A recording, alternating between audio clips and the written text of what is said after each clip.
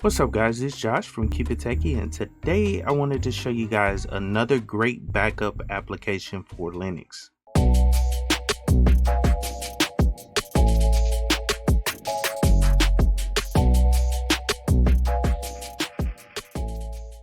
So in my last video, I did a distro review on MX Linux, and during the review, I was reminded of another application I wanted to do a video on called Timeshift. And if you're new to Linux and you've been using Windows or Mac OS, in Windows they have what they call the system restore, and in Mac OS they have the time machine tool. And Timeshift provides the same functionality as those tools, but for Linux. So the first thing I want to do is go to the GitHub for Timeshift, just so we can read about it and you guys can fully understand how to actually use the application. Okay, cool. So I have up the GitHub for Timeshift. It was actually created by developer TJ 2008. So all you have to do is search on GitHub. You'll find the application. But basically, here's a quick about system restore tool for Linux.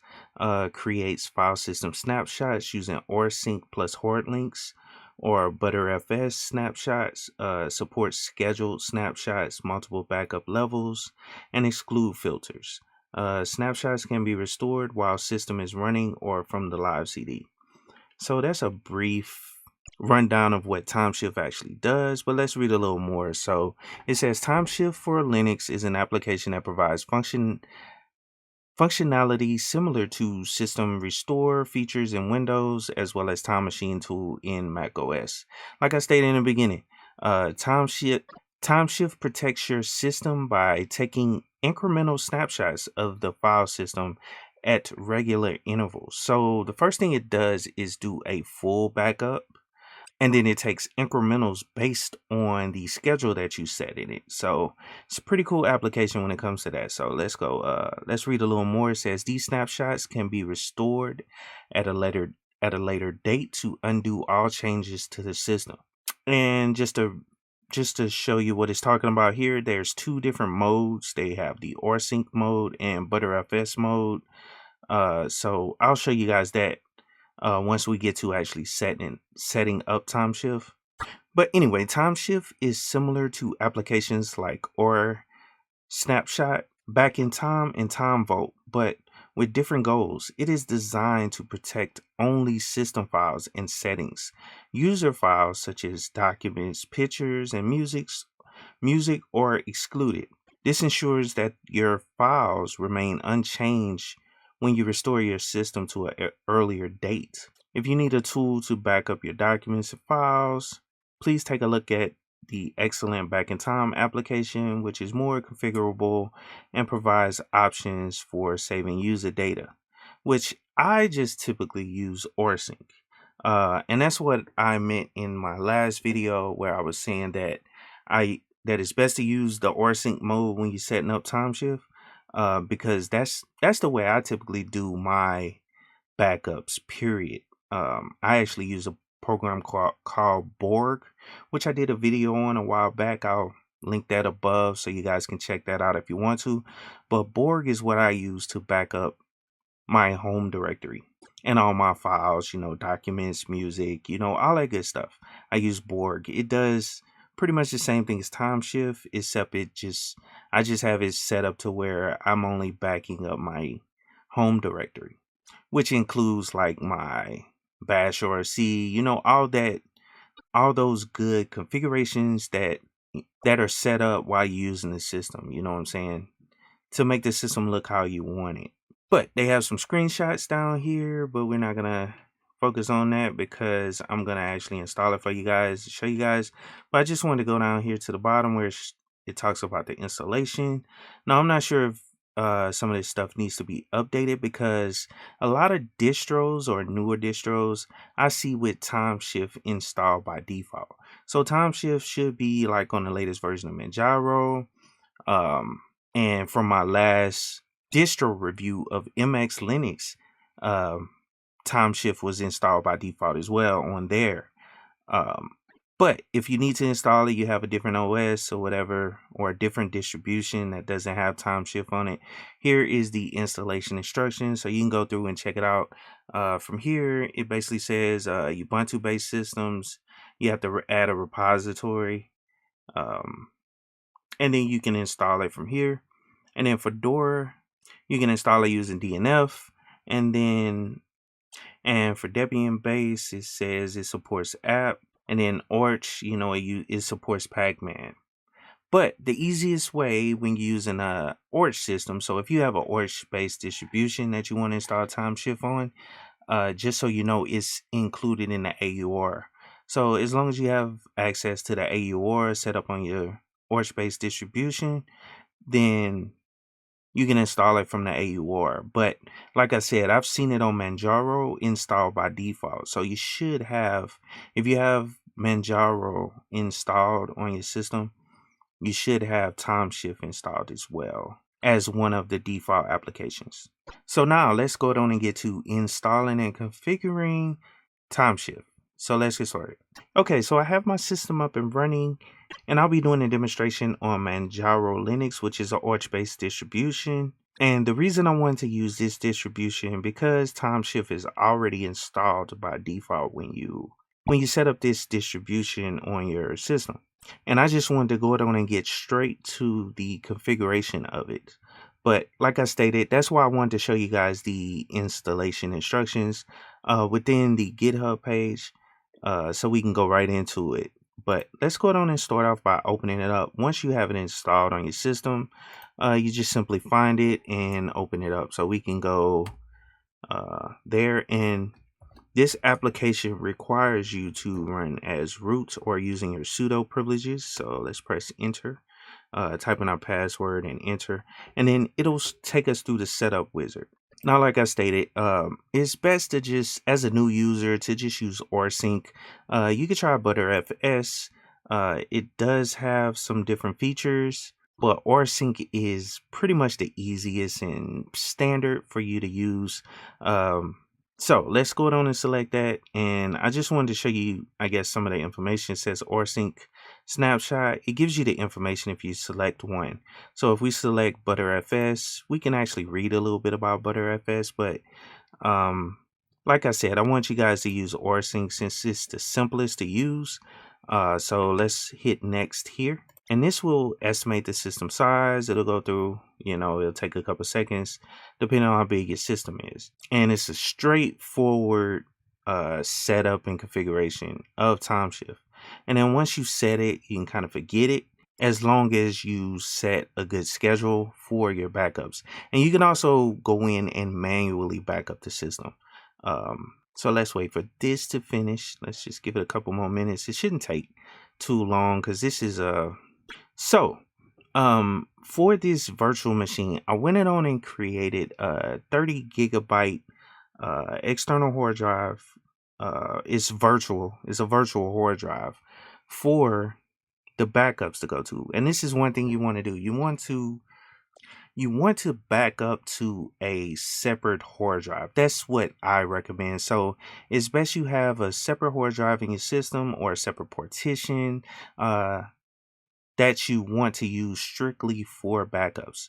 And so, like I said, it'll create one big backup the first go around, but then it'll do incrementals from there, meaning it'll only back up changes. So what you want to do is select your location. And like I stated, I created a 30 gigabyte external, or so to speak, external hard drive, virtualized hard drive that I want to back up the system to. And it's nothing on it. It has 32 gigabytes free. So let's click next there. Now, this is where you want to set up your snapshot levels. And just to break it down, you know what I'm saying? It's pretty simple to understand, but you could do monthly backups and then it'll keep 2 versions. So that's what that means. It's a number of snapshots to keep. So you do monthly, weekly, daily, hourly, and boot. So every time you boot the system, it will do a backup. It'll do a snapshot. So I'm gonna just leave it on daily, just for this demonstration. But just select how you want it set up. Sometimes you could do like a monthly and a daily, or a monthly and a weekly.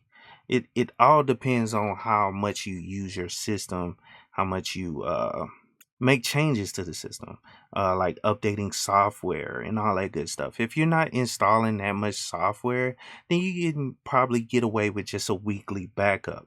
Um, but if you make a lot of changes to your system, you're constantly testing out new applications that may break something on the system, then you might want to do a daily or hourly, depending on how much changes you make to your system.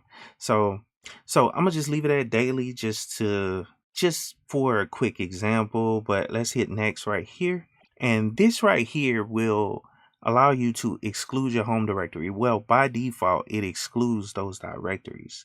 So that's why it's best to kind of like um, have a separate backups application that you use to back up your home directory, which some people, even back up their stuff to the cloud. So you can use that as well. You could sync your home directory to the cloud if you have space sitting somewhere that you wanted to back up, you know what I'm saying?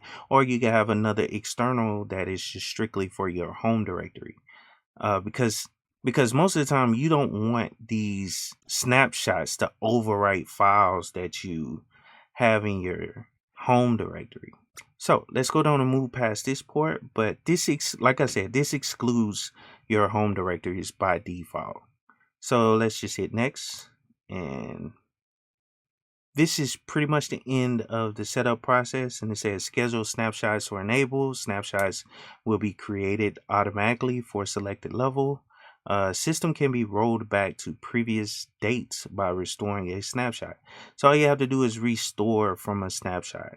So let's go down and hit finish there. If you want to read the rest of this, you can, when you have it in set up on your system. So I'm gonna just hit finish. And let's go down and create a backup. And the only reason I want to do it, just so you guys can see the process as it goes through. And I'm going to speed this up as fast as possible so you guys are not sitting here waiting, and I'll put on some tunes or whatever. So just check it out so you guys can actually see the snapshot being created. So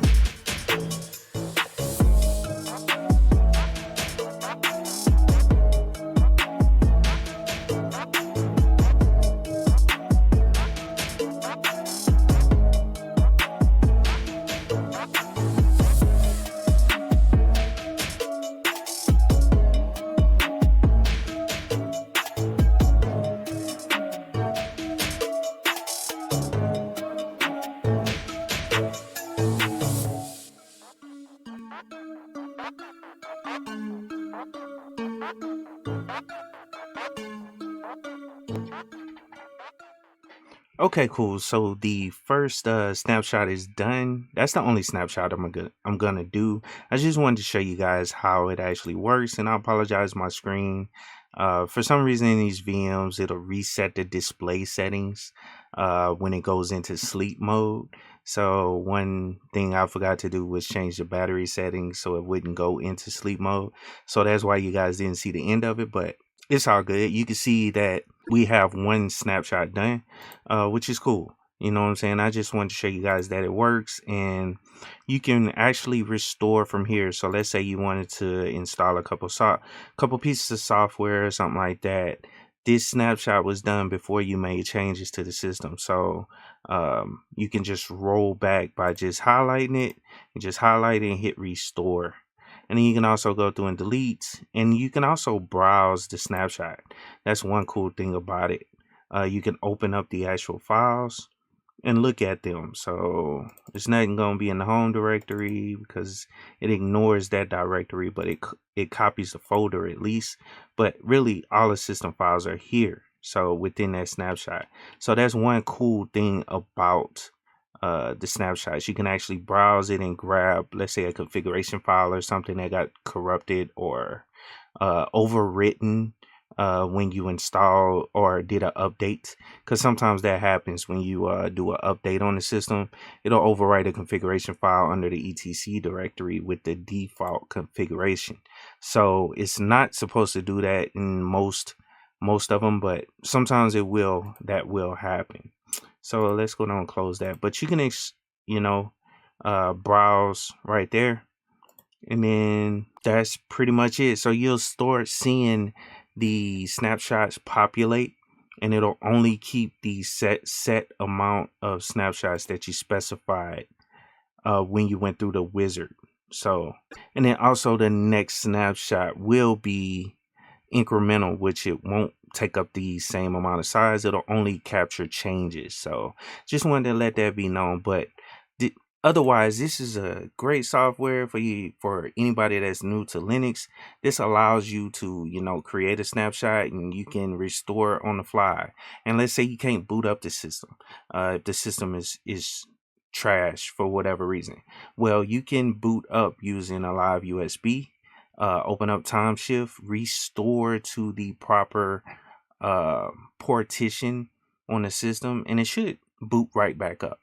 You know what I'm saying? It'll fix the boot files, all that good stuff. Anything that's been changed or corrupted, it should boot up the system for you, as long as you're doing it on the same system. But I hope you guys enjoyed the video. Please check out Timeshift for yourself. See if it'll work for you if you're new to Linux and you want to have some sort of backup solution that's in a GUI. So check this out, man. It's a good application. But please like, share, and subscribe to the channel. If you haven't checked out my Discord server, go on and hop in there, man. I only got a few people in there right now. I'm building it up. But you got to store it somewhere. But if you want to hop in there, and start your own conversation, dealing with Linux, you know what I'm saying, then just hop in there, man. I also have a Facebook page with like 400 subscribers. I also have a Facebook group. It's called The Power of Linux on Facebook. And that's for anybody that wants to get in and just share your Linux videos, share your Linux experience. You know what I'm saying? You can get in there and just add value to the group. And also, I recently set up a Patreon so you guys can support me, because if you didn't know, YouTube, it takes a lot, to actually run a channel and create a channel, especially once you start getting a lot of people. You know what I'm saying? It's kind of hard. And one thing I like to do is, when people comment something that they want to see a video on, I try to knock it out as soon as possible. Like, I just got a request to do a review on Clear Linux. So that'll be actually my next video. So I try to knock those out, as quick as possible. If somebody is requesting something, you know what I'm saying? Because at the end of the day, they can obviously search that distribution and find another video on it. But if they, say it on my in my comments, then they obviously want to hear my thoughts on it. So I try to hurry up and do it as soon as possible so you guys can, just get some more content, and it's all tailored to what you guys want to see from me. So I hope you guys have a good night. It's nighttime for me, but keep it techie.